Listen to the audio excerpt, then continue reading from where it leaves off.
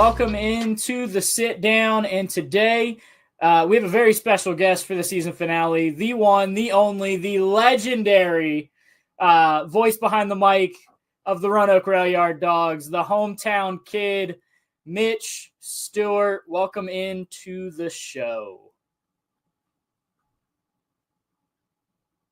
Oh, you got to unmute. There we go. Oh, goodness. I was saying I like the young picture you got of me there for the graphic for the show. There's a lot of life in those eyes. Where'd it go, right? No, thanks for having me on, man. I've been looking forward to it. No, it's been a long season. I'm really glad that you could hop on and join. I really wanted to finish things out with you, and so it worked out really well. Lord Botetourt grad, hometown kid. How does it feel to be calling games for your hometown team? It's been really special. I think I knew that first summer, going into that first season, that it could be really cool or would be a really cool experience, but just even more so, I think, than I ever thought. And a lot of that too has been getting to have so much success with the team. The team's been flying on the ice. They've been great off the ice too. And the attention and the momentum that's built up with the organization as a whole, just getting to be a part of that anywhere, I think would be really cool. But to have that overlap too with people I grew up with or know from other walks of life that are outside of hockey, and seeing those kind of blend together from time to time, it's been really special. I think it's the only appropriate word for it. Now, as someone who grew up in the 757, you grew up in, obviously the 540 here in Roanoke, went to Lord Botetourt.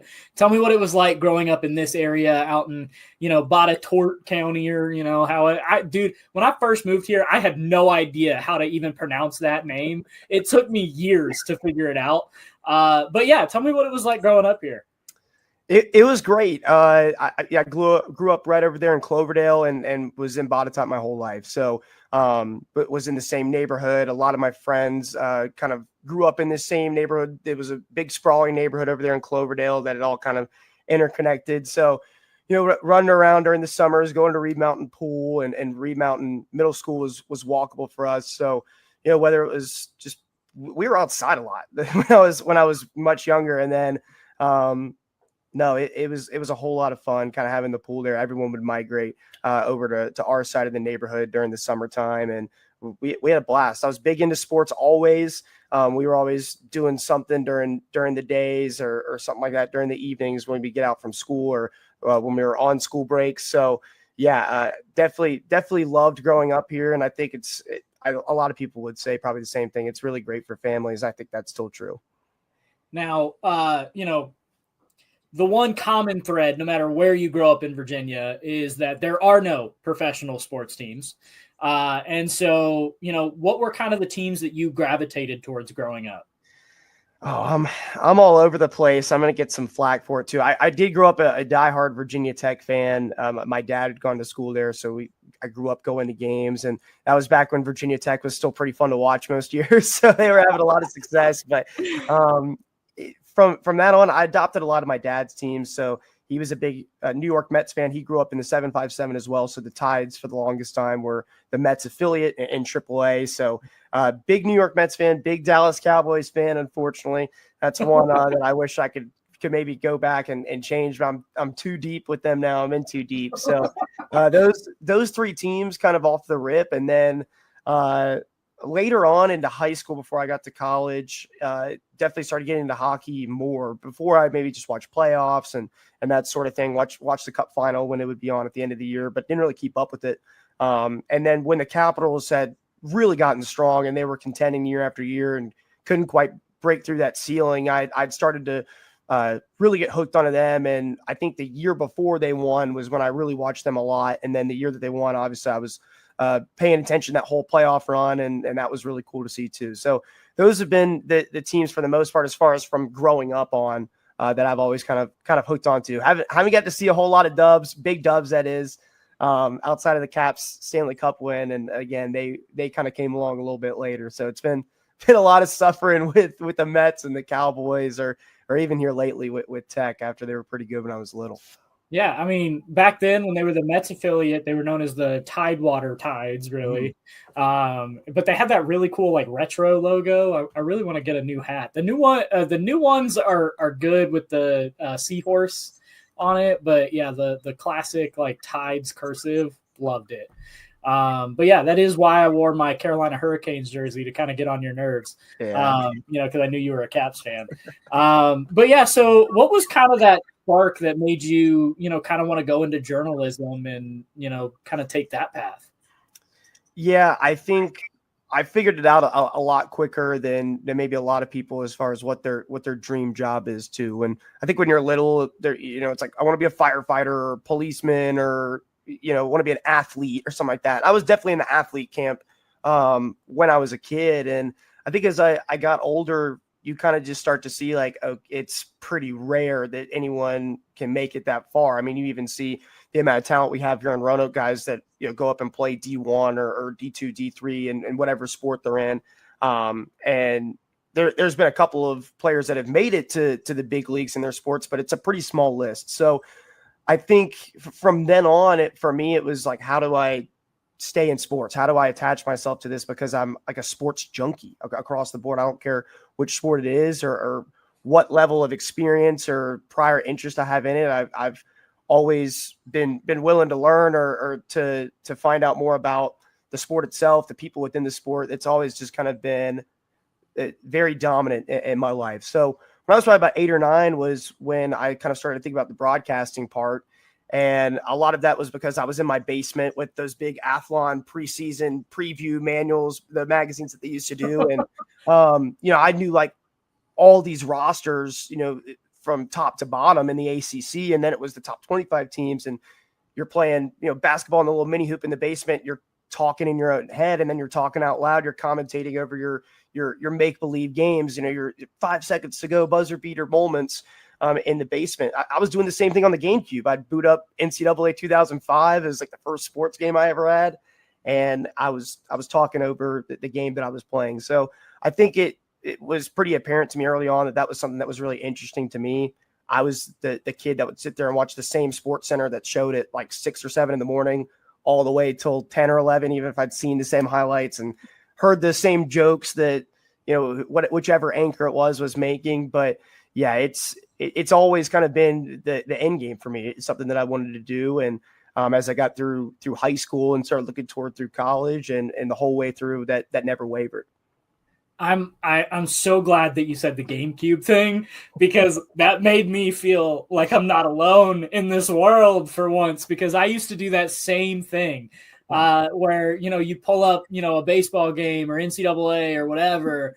And as you're playing it, you kind of turn the volume down just a little bit and then start commentating it yourself. That I've never met anyone else who has openly admitted to doing that. So that's pretty cool. I'll still do it. When I first got the Dogs job, I got the roster into NHL 18 and put the right numbers on them. And just, I don't even think I messed with the overalls or anything. So I think they were pretty bad, but it was all about just seeing, guys that were on the same line together and trying to, get that mental repetition down a little bit. So I actually do it intentionally somewhat now, not here in the last couple of years, but that first season, it was definitely something that I went out of my way to do. So that's awesome. So you come up through high school, you go to Lord Botetourt, and then you decide to go to Penn State. You have mentioned that you grew up a diehard Hokies fan. Why Penn State?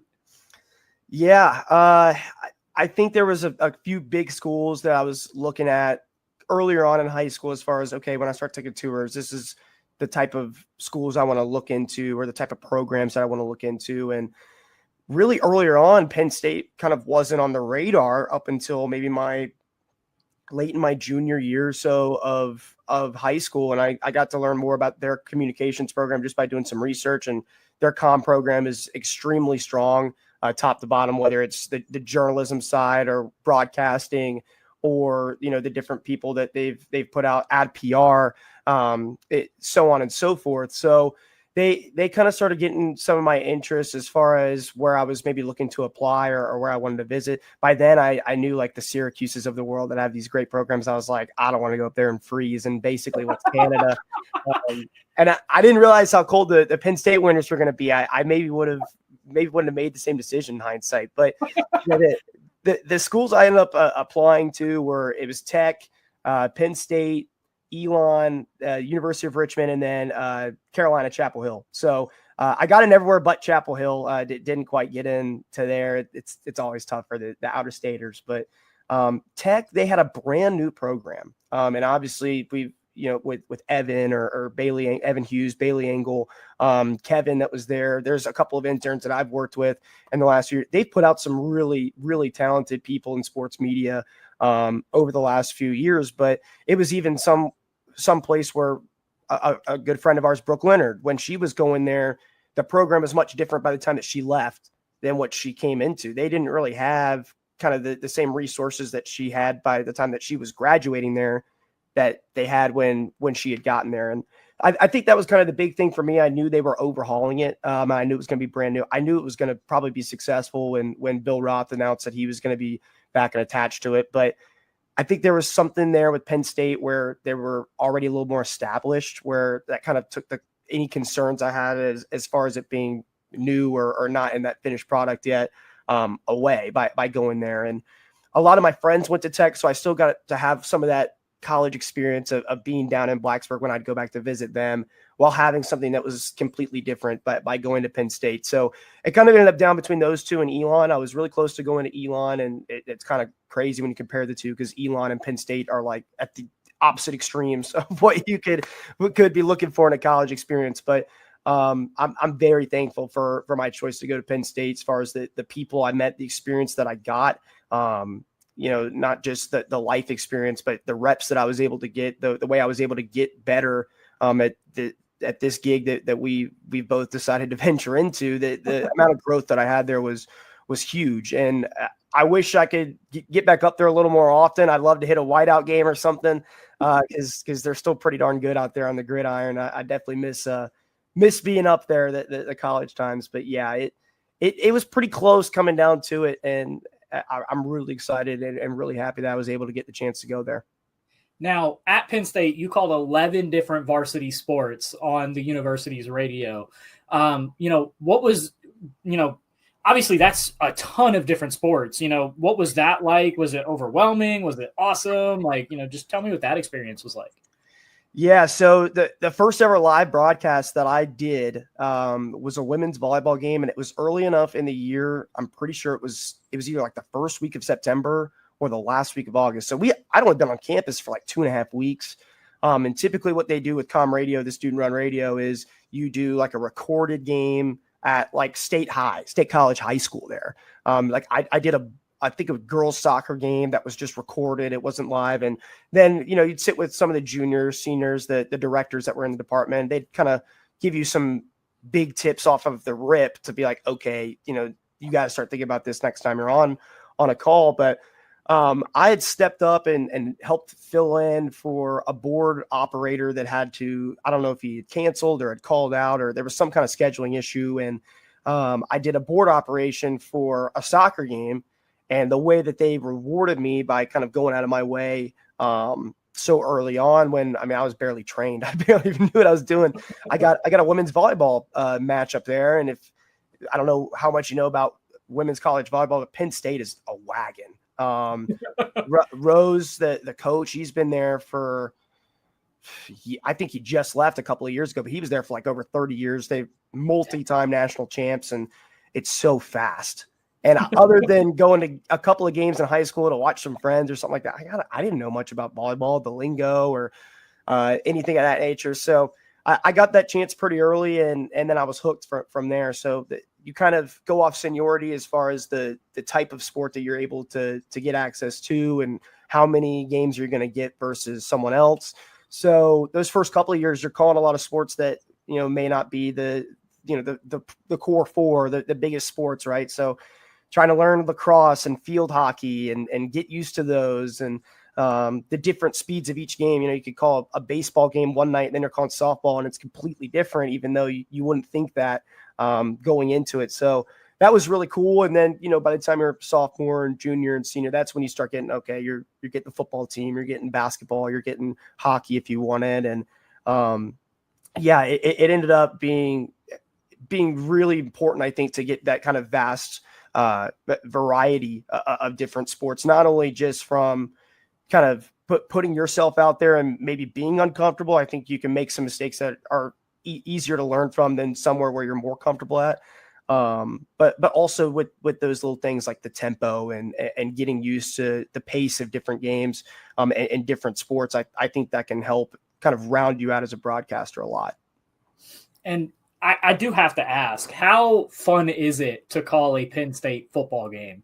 Because those things are madness. I've never been to one, but I've seen them on TV. The whiteout games look insane.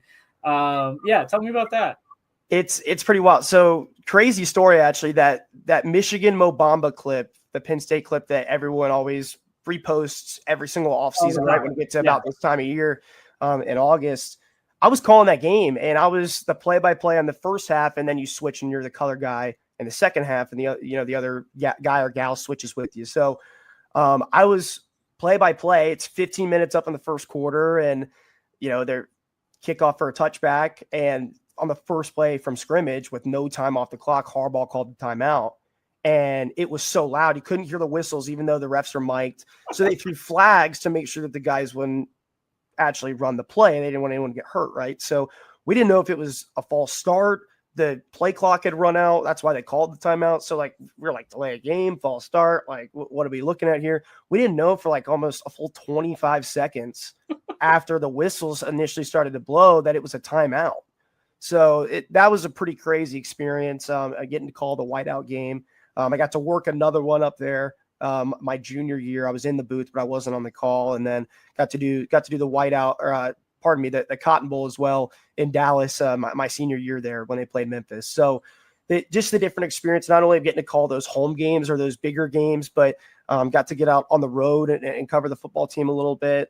When I was covering the basketball team for the website I wrote for there, I got to go on a couple of different trips, the little early season tournaments and classics and stuff that they do. So I think those moments almost teach you more than anything, because you're kind of having to act as the professional. You're going out and about on the road and conducting yourself the right way, and being in a professional press box at 19, 20, or 21 years old with people that are way more defined and talented and polished, because they're 20 or 25 years beyond where you're at right now. So you get to see a lot of things and hear a lot of things. And I think that, again, that's a big part of the experience, that it comes out of the classroom. It is the classroom, right? So it's a little bit different from your 9 a.m., so to speak. But yeah, I loved it up there. Electric fan base and atmospheres, and so many of those buildings up there. So very, very fortunate to have had the chance to do that. No, absolutely. And, like you said, I mean, going to press boxes, especially like the one down in Dallas, I mean, you hit an NFL press box and it is a world of difference. Oh yeah. We got to do the Mayo Bowl and got to go to the one in Charlotte, and even the one in Charlotte, I was like, wow, this thing is huge. It's the real deal. Yeah. Oh yeah.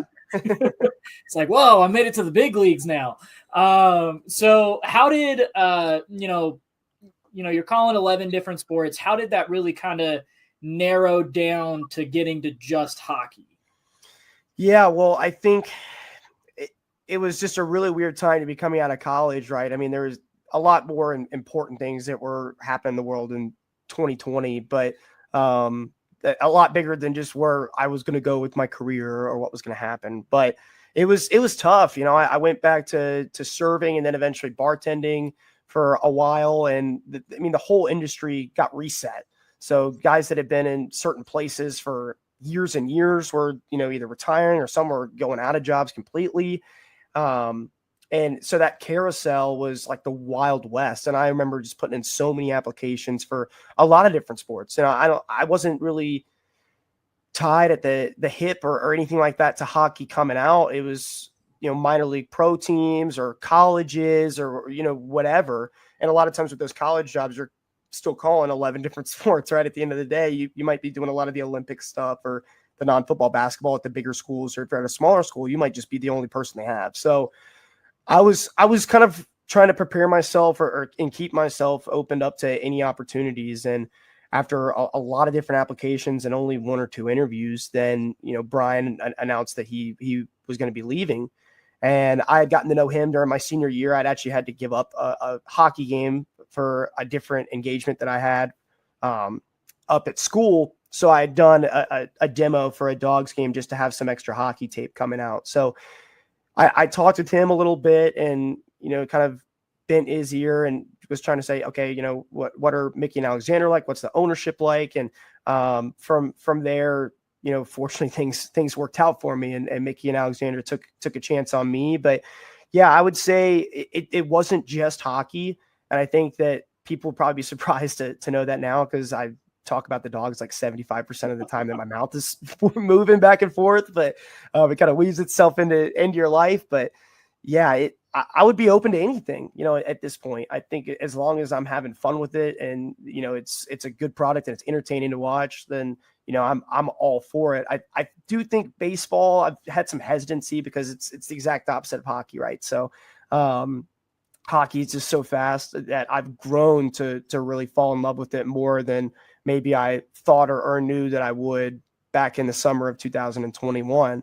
The more that I kind of got used to it and ironed some things out, and obviously the team having as much success as it's had, and me kind of getting interwoven more and more over these past few seasons, it's been incredible. And I think now I'm going to have to call something that's fast, because anything else it won't give you that same adrenaline at all. So it's funny that you said that, because Joel Silverberg said the same thing of, once you get used to calling hockey, everything else is just abysmally slow. And so, yeah, it's funny that y'all have that parallel. When you first started getting into, calling the Dawgs games, what were some of your big challenges that you had early on?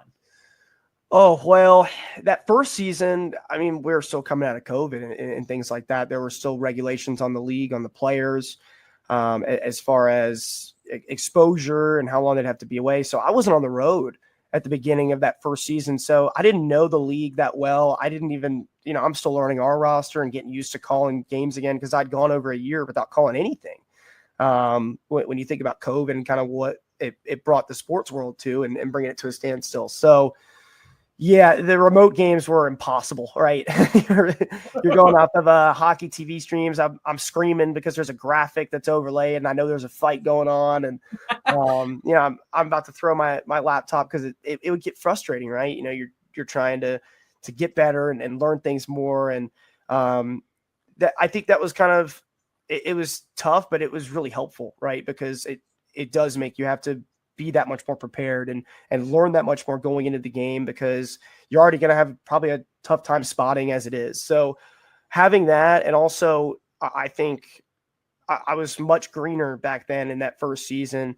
It gave me the time to kind of make some mistakes, because not as many people are going to, tune on Mixler or anything like that as they are going to watch the game. Right. And with me not being an option, I think it kind of hid me away a little bit while I was trying to figure out what the heck I was doing, or, what our team even was and what our team looked like. And I felt like kind of by the end of that first season, when the team had gotten really hot, they make that deep run and everything, that second half of the season, I felt like I made a lot of improvement. And then from that second season on, I just kind of felt like I was in a bit of a different place than when I started. But those first 2 or 3 months, not even just getting a handle on the job, but getting back used to play by play and trying to kind of build up your repertoire and your knowledge of what's going on in the league. I think that obviously just takes time. So yeah, it's been a blast though.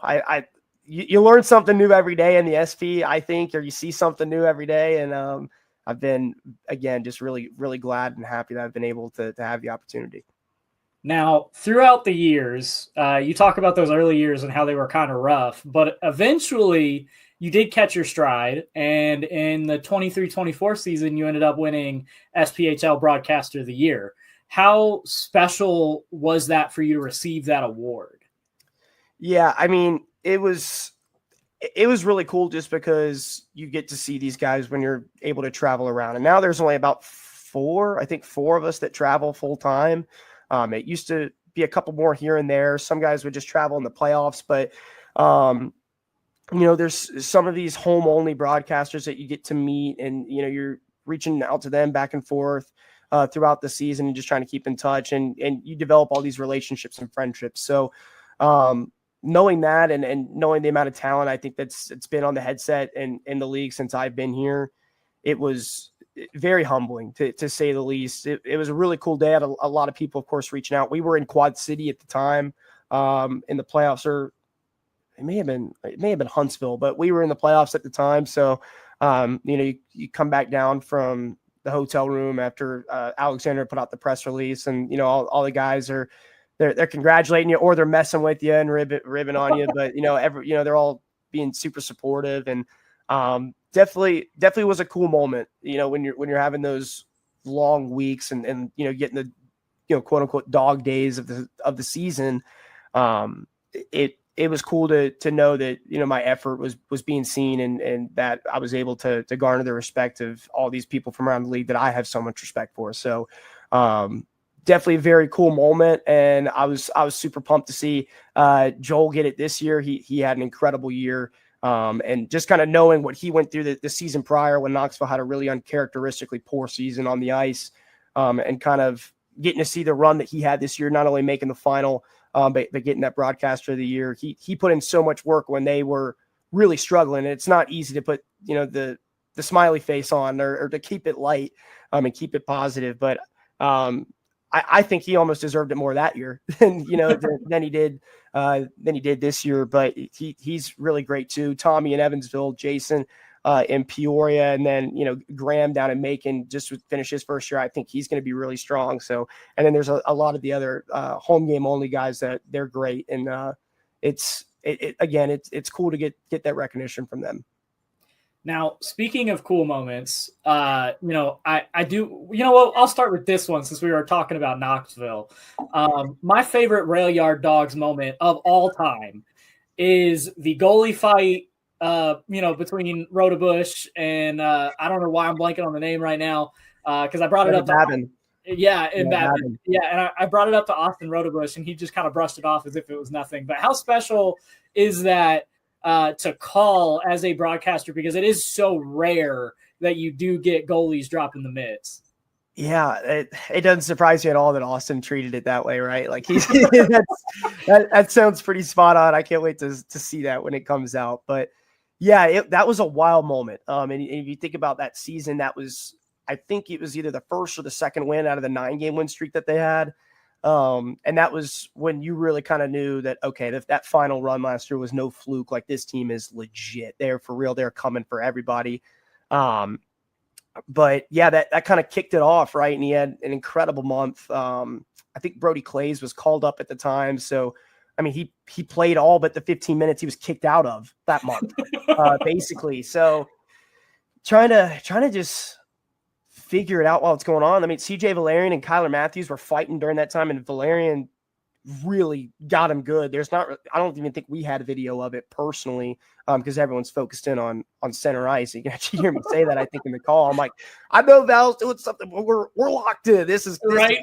So it's Holy Botetourt came from that. And a lot of people are always asking me like, oh, you got to let out a Holy Botetourt again. I was like, I kind of ruined it because I brought it out in like the most rare occasion thing that you're ever going to see at a hockey game, just about.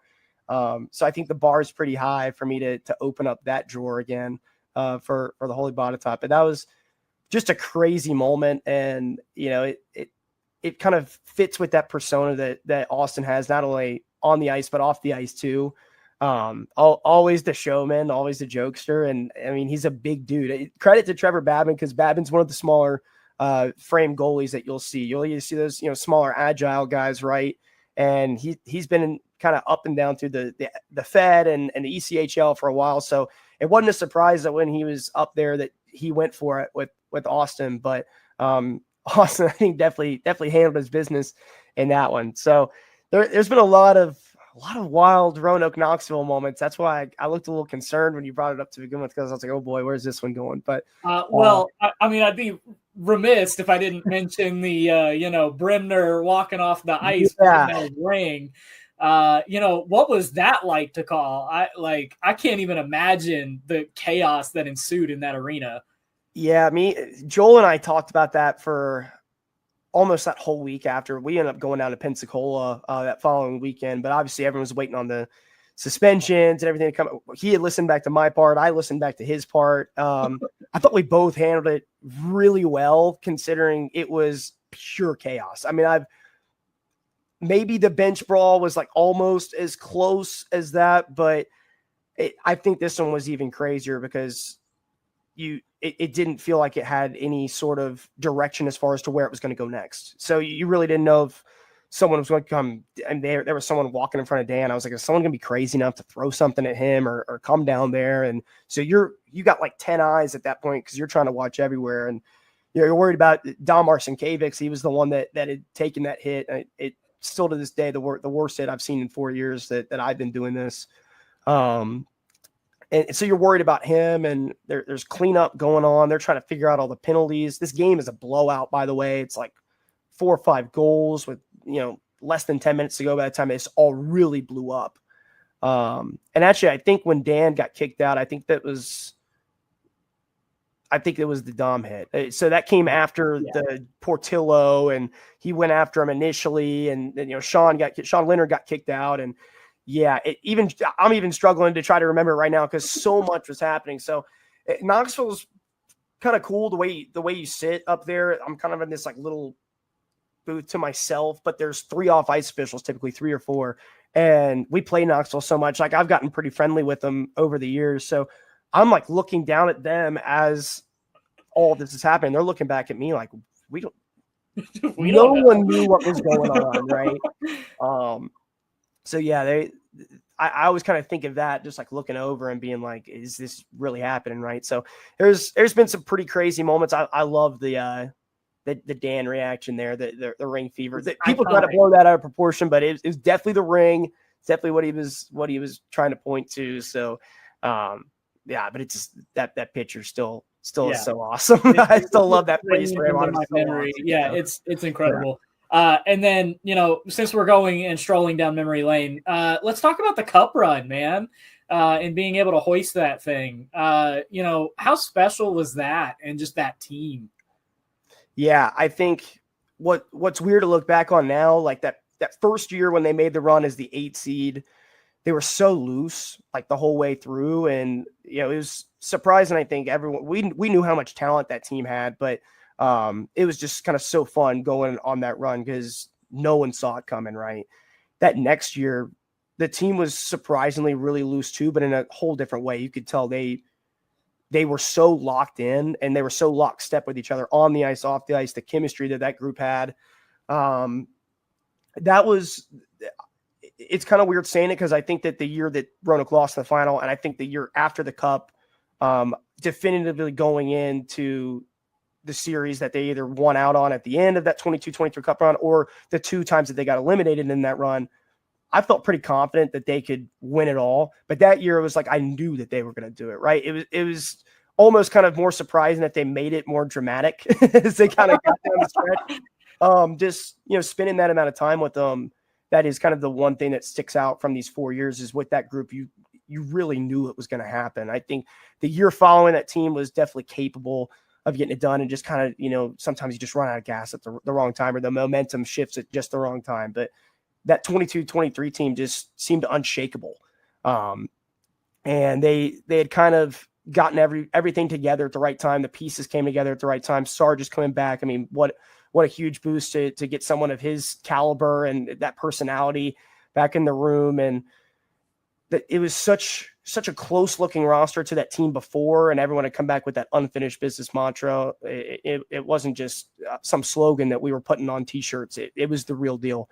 That team was really fun to watch. And, they blow through Evansville in the first round pretty handily. And then Peoria, I think, getting over that hurdle at Peoria, I think was was the point kind of where I knew that they were going to get it done. When game 2 went the way that it did and they only beat us by 2 and we put 1 in our own net, I was like, okay, this team's going to get it done. So yeah, extremely fun run to watch those guys go through it. The Birmingham series had some really crazy moments, some crazy games back and forth. I mean, the big thing that kind of shocked me was they were switching goalies the whole time back and forth through the postseason. They had, Lotz and Stewart there that are both really strong, and they've traded 20-win seasons back and forth when one's been banged up or the other one hasn't. So yeah, a lot of things come to mind, but yeah, that team, you just kind of knew they were going to get it done. I think that most seasons there's a couple teams that are capable, but that year you knew going in that they were not going to be stopped. Yeah, and I feel that for sure, because I thought the same thing, because that was our first full season being able to go cover the Dogs and being up there for every single game, and just watching that team play, like it definitely was like, no, this team is it. They've got it.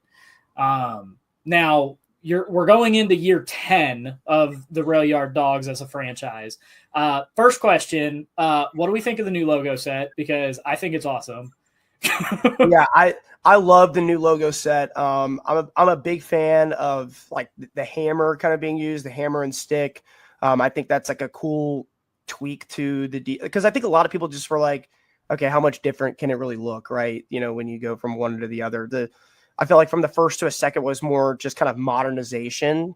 And this feels kind of like the best of both worlds, bringing back the light blue accent, which I think is going to be used pretty prevalently.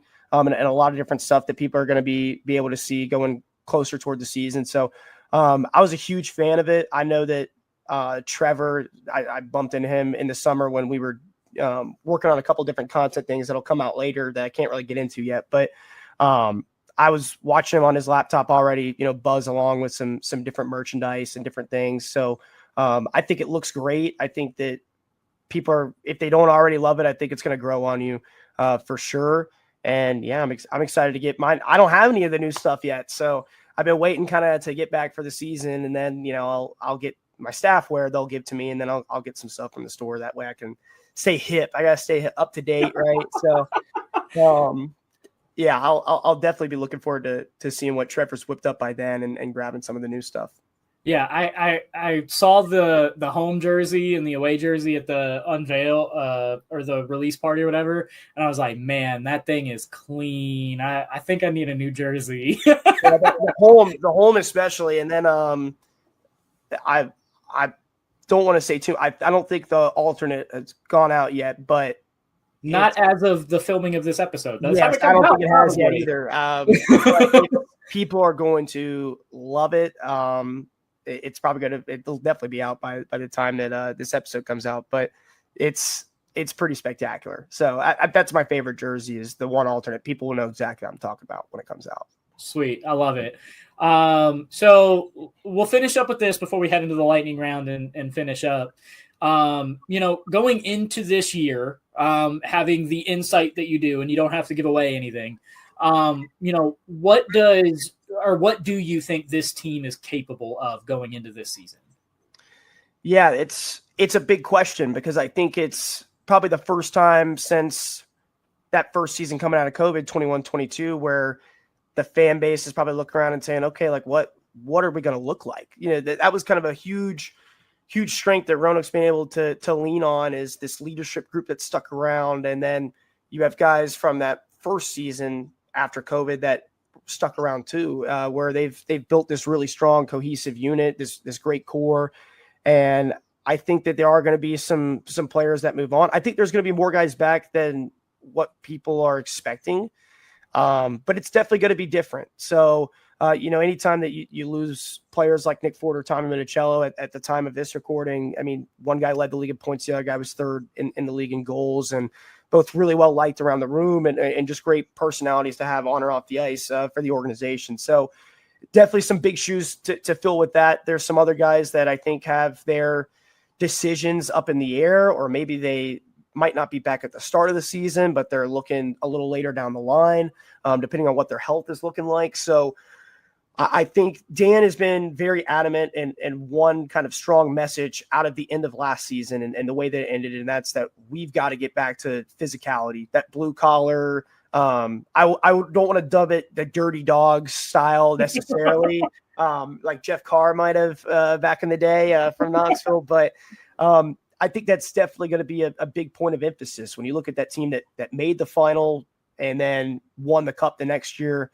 And then look at these past two teams. These two teams the last two seasons, 23-24 and 24-25, may have been as talented or more talented than the team that won it.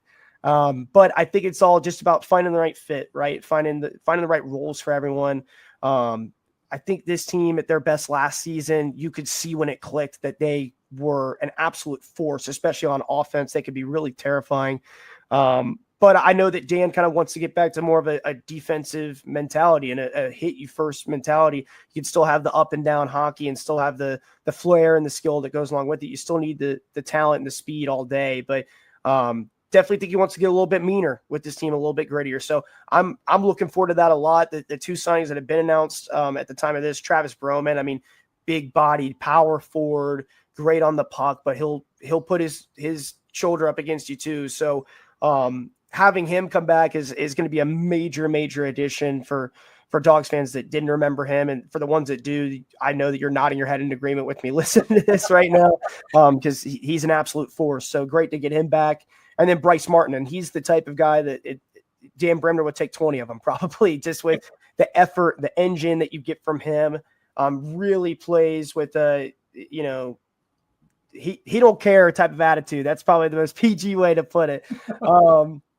But yeah, he brings that bit of not only kind of swagger to the team that I think that they need, but that bite too. I mean, there are not a lot of guys that are probably in Marty's weight class that want to ever get in a situation where he's trying to drop the mitts and go them. So he's a bit terrifying at times. So, but again, another guy that experienced in the ECHL, very, very high skill, very potent at kind of jump starting the offense from his own zone and kind of clearing out, letting everyone else do the work. But that first pass, I've always thought he's been great on the breakout for Roanoke since I've been able to see him play. So we'll continue to see what ends up rolling out. I know there'll probably be some that I'll end up putting out once I start back here in a few weeks.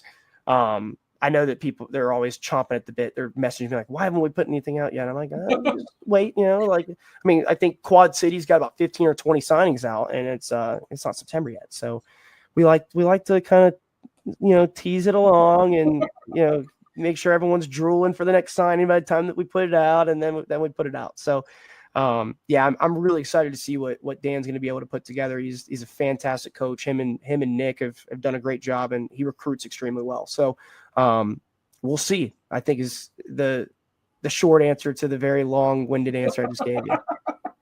Hey, I love it. I'm here for it. I will say the Dirty Dogs merch was one of my favorite that you guys did because it reminded me of when the Carolina Hurricanes did the bunch of jerks stuff. Yeah. And I resonated with it and I was like, yes, this is my team. I loved it. It was awesome. I mean, it's so organic and the way we kind of took it and flipped it. I'm sure the ownership group is super excited and happy about Jeff Carr and him making those comments. Not only because of the way the series went, but I think a lot of people had those T-shirts. Yep. I think some T-shirts got moved that week and the week following when they went to the finals. So yeah, that was a great run and it kind of perfectly titled that team. You know what I mean? Like it really did. Yeah. Yeah. I wouldn't say Knoxville was as innocent, that year. They like to play it, but I mean, it'd be hard to argue. You look at the numbers from Roanoke that year and some of the personalities that they had. And they had a little bit of edge to them for sure. But yeah, shout out to Jeff Carr because he definitely helped out the org more than he was probably intending to. Right. No, absolutely. All right, let's move into the lightning round and finish things up. I'm going to throw a question at you. I just want you to give me the first answer that comes to your head. All right. So what has been your favorite on-air catchphrase or like signature saying that you've used? Oh, I mean, I'd probably have to, as far as recurring cardiac canines, I think that one that year, they kept coming back every single night. It felt like favorite maybe moment that's happened on there would either be Holy Botetourt or the Tyler Piacentini 22 semifinals, the roller coaster thing. Yes. That was like the first time where I kind of feel like I was getting maybe kind of people were kind of paying attention to what I was saying. I wasn't just shouting into the void. And I wasn't really kind of saying it for, the attention or anything. It just came out and ended up being pretty memorable. So no, I love that. What is your go-to pump up song before a game? Oh, I don't get much time to listen to the music. So I go-to pump up song is whatever's playing in the arena when I walk to get my Celsius. Hey, that's what it is. That works, man. Whatever's when I'm sprinting down there, that's what it is. Hey, and Roanoke's, I don't know who does the music up in the Berglund Center, but man, they always rock in. Oh yeah, Joe likes to throw down. Yeah, are you a morning person or a night person? Night, all day. Yeah, I'll be up on the bus late, and guys will be like climbing back through looking for snacks. I'm like, what are you doing? I'm like, I don't want to do it tomorrow morning. So no, I'll do something at 2 a.m. versus 8 a.m. all day. All right. Favorite local spot in Roanoke to grab a bite to eat? Oh, that kind of puts me on the spot. I do love going to Jack Brown's. People there are great. I love going to JB's. Of course, I bartend at the Hangout, so shout out to the Hangout. Go back there every summer. They're great. I think for pub grub, they've got it pretty locked on. But probably Jack Brown's, or I'm probably gotta lean with them. I go there too much to say anyone else. Hey, no, that's fair. I'm a huge fan of Jack Brown's, but if they're way too busy, I'll head over to 202 and get the Hokey Bird. Yeah, it's legit. 202, yeah, they're great. Jaybirds, as far as something that's newer, I really love Jaybirds. They got gluten-free crust too for my girlfriend, which is great. So hey, love that. I don't have to wait to go on my own. Speaking of Jaybirds, Jason Martin has a little speakeasy type bar called Sidecar. I love that place. Sidecar is fantastic. Oh my gosh, it's so good. And then we'll finish up with this. Which athlete, past or present, would you love to interview if you could? Oh, man, that's really tough. Really tough. I would say I was a big David Wright guy as a Mets fan. I just think he's Virginia guy, right? And he's just top to bottom, all class, right? You could be a Braves fan and you can't hate David Wright. If you do, there's something wrong with you, right? Like for real. He's a great human, great ambassador for the Mets. I've been able to watch him from when I was young and he was a rookie coming in, and he grew up just about 10 minutes away from where my dad and his side of the family grew up there in Chesapeake. So always been a huge fan of him. I think it'd be cool to chop it up with him. He may not be the most like crazy, wild, entertaining guy. I was trying to think that way for a minute. But yeah, I would say David Wright. No, I love that poll because he is literally one of my all-time favorite athletes. A lot in part because he's from the 757 and, as a 757 kid who played baseball, who else are you going to look up to than David Wright? He played for the Tides, then, went to the Mets. Yeah. I mean, he was easy go-to. But yeah, Mitch, thank you so much for being on the season finale. It means a ton. I'm really excited to get back in the Berg. I'm ready to see some Dogs hockey. I've been itching for a hockey game for a while. So yeah, I'm excited. Same, man. Thank you so much for you and Darrell having me on. I appreciate it. It was easy peasy. I knew it would be. It was a fun conversation, and we'll definitely have to chop it up again, whether it's later on in the season or something like that. I'm looking forward to having you guys back. Hey, and you did beat Joel for longest episode of the season. So, that will surprise nobody. I'll text you right now. They'll be like, yeah, you don't shut up. So that won't surprise anybody. All right. Well, thank you so much, Mitch. And we'll catch y'all next season on the sit down.